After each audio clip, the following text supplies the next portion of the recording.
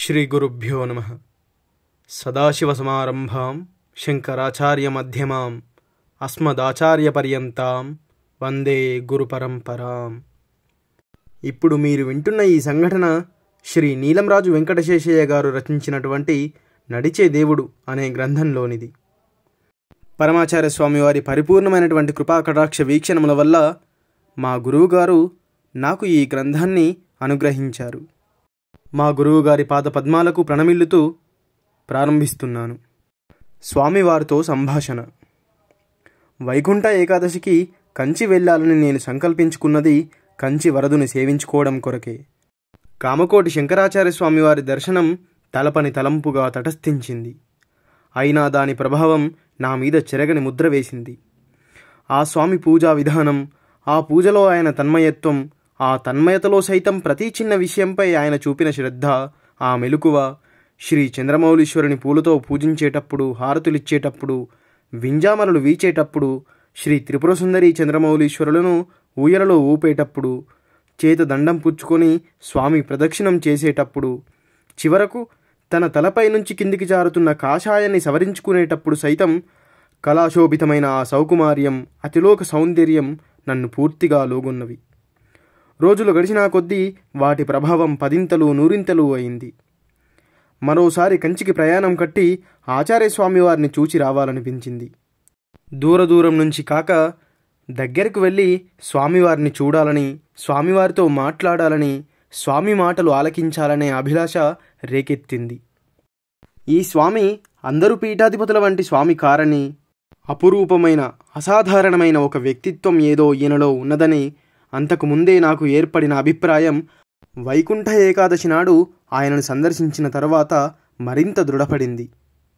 మహాపురుష ఆశ్రయం కోసం మనస్సు ఉవ్విళ్ళూరింది. అయినప్పటికీ ఆధ్యాత్మికంగా ఒక గురువును అన్వేషిద్దామనో, ఆయన వల్ల ఉపదేశం పొందుదామనే అభిలాష మాత్రం అప్పటికి నాకు లేదు.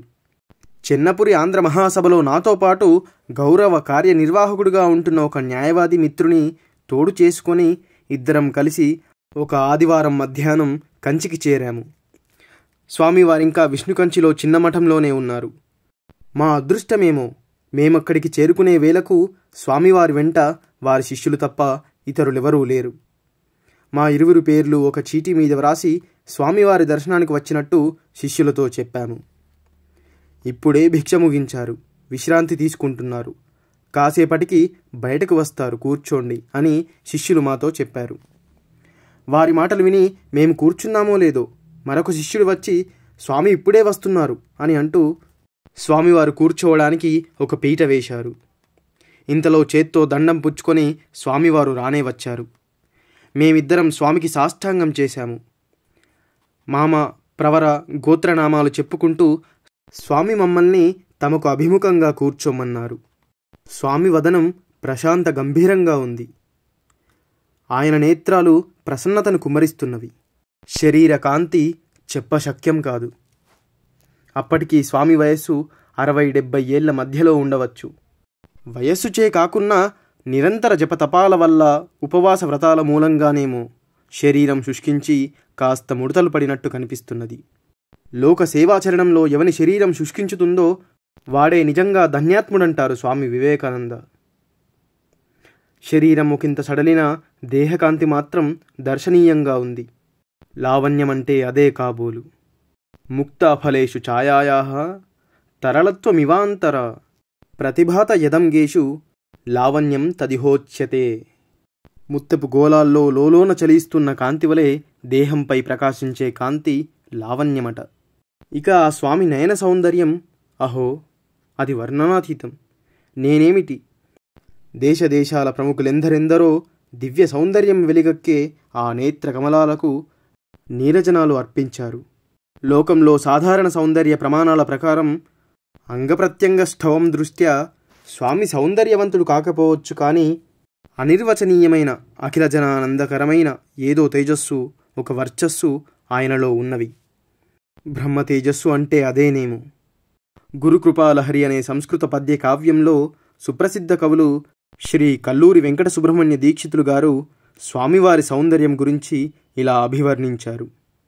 కొనలయందు ఎర్రని జీరలతో సొంపు నింపు చారడేసి కన్నులు, కొంచెం వాలిన కనుబొమ్మలు, చిరునవ్వు దులకించే వెడల్పైన లలాటం, లేత ఎరుపు రంగు చెక్కిళ్ళు, శ్రీకారం వంటి చెవులు, చక్కని ముక్కు, ఇంపైన పలువరస, పున్నమి చంద్రుని సాటి వచ్చే నేమ్మోము కలిగిన శ్రీ కాంచి కామకోటి పీఠాధిపతి శ్రీ చంద్రశేఖర గురుమూర్తికి నమస్కారం. ఇంటి పేరుతో సహా నా పేరు ప్రవరా విని మందహాసం చేస్తూ, మీరైతే బ్రాహ్మణులా, మీ ఇంటి పేరులోనూ మీ ఋషుల పేర్లలోనూ క్షత్రియులా అని స్వామివారు చమత్కరించారు. మా ఇంటి పేరు నీలంరాజు. మా గోత్ర ఋషులు హరిత, అంబరీష, యవనాస్య. స్వామి విసరిన చలోక్తి వల్ల మా కొత్తదనం కొంత సడలింది. స్వామికి మేము మరింత సన్నిహితులమైనాము.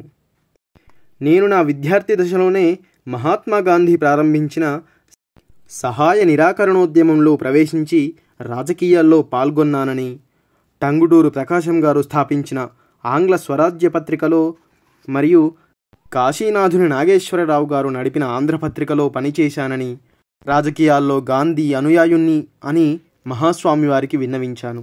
ఆ తరువాత స్వామివారు 4.5 గంటలు సావకాశంగా తెరపి లేకుండా వివిధ విషయాలను గురించి సంభాషించారు.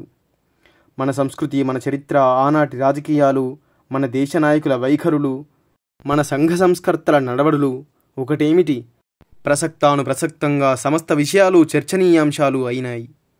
దేశ విభజన విషయంలో గాంధీ జిన్నాల మధ్య జరిగిన వాద ప్రతివాదాలను, ఉత్తర ప్రత్యుత్తరాలను పూర్వాపరాలతో పూసగుచ్చినట్టు విశ్లేషించి చెప్పారు.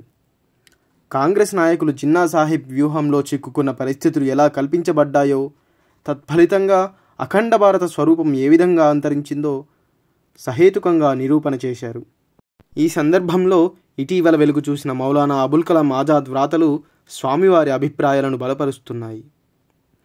4.5 గంటలు స్వామి ముచ్చటైన తెలుగులో, నేటి మన ఉపన్యాసకుల ధోరణిలో గాక మన పూర్వీకులు మాట్లాడుకునే సరళమైన వాడుక భాషలో మాట్లాడారు.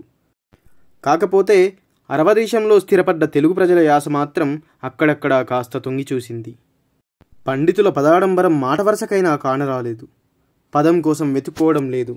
తరంగం లేని సముద్రంలో పడవ నడిచినట్టు ప్రసంగం యావత్తు అశుకవిత్వంలా సాగింది.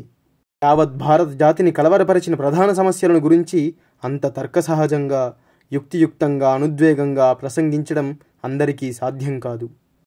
అంతసేపు నేను, నా మిత్రుడు శ్రోతలంగా చెవులప్పగించి స్వామివారి ప్రసంగం విన్నాము. ఆ స్వామి మాట్లాడిన వైఖరి చూస్తే శ్రీ చంద్రశేఖరేంద్ర సరస్వతి మహాస్వామి వారు తెలుగువాడే, ఆయన మాతృభాష తెలుగే అన్న అభిప్రాయం కలిగింది. కాదు, కన్నడమన్నమాట అటు తర్వాతనే తెలిసింది. కాగా గాంధీ జిన్నాల మధ్య జరిగిన వాద ప్రతివాదాలను, పూర్వాపర సందర్భాలను ఇంచుమించు తేదీల క్రమంగా స్వామి వివరించిన తీరు చూస్తే ఆయన ధారణాశక్తి ఎంతటి వారికైనా దుర్లభమని తోచింది. అసాధారణమైన ఆ ఉపాసనా బలమేదో ఆ శక్తికి కారణమై ఉండాలి, లేదా ఆ మేధా సంపద జన్మసిద్ధమైనా కావాలి. ఆ విషయం అలా ఉంచి మరో ముఖ్యాంశం గమనించుదాం. నాటి దేశ పరిస్థితులను స్వామి చర్చించిన తీరును బట్టి దేశ రాజకీయ సమస్యల పట్ల స్వామికి గల అవగాహన కానీ, రాజ్యాంగ పరిజ్ఞానం కానీ కలవారు అగ్రశ్రేణికి చెందిన రాజకీయ నాయకులలో సైతం ఎందరో ఉండరు. 1994 సంవత్సరం మే నెల 20 తేదీ దక్షిణ దేశంలోని విల్లుపురంలో శ్రీ సుబ్రహ్మణ్య శాస్త్రి, శ్రీమతి మహాలక్ష్మి దంపతులకు జన్మించిన స్వామినాథ అనే బాలుడు తన 13వ ఏట సన్యాస దీక్ష పుచ్చుకొని చంద్రశేఖరేంద్ర సరస్వతి పేరుతో కామకోటి పీఠం అధిష్ఠించకుండా అందరితో పాటు ఆంగ్ల విద్యను అభ్యసించి రాజకీయ రంగంలో ప్రవేశించినట్లయితే గాంధీ, నెహ్రూల సరసన ఏ మహానాయకుడుగానో, ఏ ప్రముఖ రాజ్యాంగవేత్తగానో ప్రపంచ ఖ్యాతిగాంచేవాడని చెప్పడానికి జ్యోతిశాస్త్రవేత్త కానక్కరలేదు. మత విషయాలకు మాత్రమే పరిమితమైన పీఠాధిపతులుగా ఉంటూ అహర్నిశలు జపహోమ తపాదులతో, పూజా పునస్కారాలతో, శాస్త్రపురాణ చర్చలతో అనుదినం తమని సందర్శించే అశేష భక్తజనుల సమస్యల పరిష్కారంతో నిమగ్నులైన కాషాయధారులకు వర్తమాన రాజకీయాలను గురించి అంతటి సదవగాహనం ఎలా సాధ్యమన్నది ఊహించడానికే వీలు కాని విషయం. ఒక్క రాజకీయమా, చారిత్రకమా, శాస్త్ర విషయమా, ధర్మ నిర్ణయమా, ఇంతటి వివిధ విషయాభిజ్ఞత ఎంతటి ప్రజ్ఞావంతుడైనా ఒకే ఒక వ్యక్తిలో నిక్షిప్తం కావడం ఎలా సంభవం? అసదృశం, అపూర్వం. అయినా ఇలా ఆశ్చర్యం చెందవలసిన పని లేదట.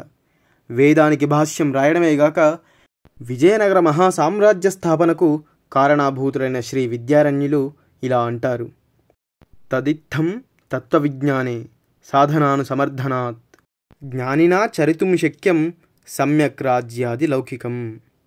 తపస్సు వల్ల తత్వజ్ఞానాన్ని బడసి పరిణతులైన మహాజ్ఞానులు రాజ్యపాలనా సమర్థులు కూడా కాగలరు. ఇంతటితో 2వ భాగం పూర్తయినది. అపార కరుణాసింధుం జ్ఞానదం శాంతరూపిణం శ్రీ చంద్రశేఖర గురుం ప్రణమామి ముదాన్వహం. సర్వం శ్రీ గురుదివ్యచరణారవిందార్పణమస్తు. స్వస్తి.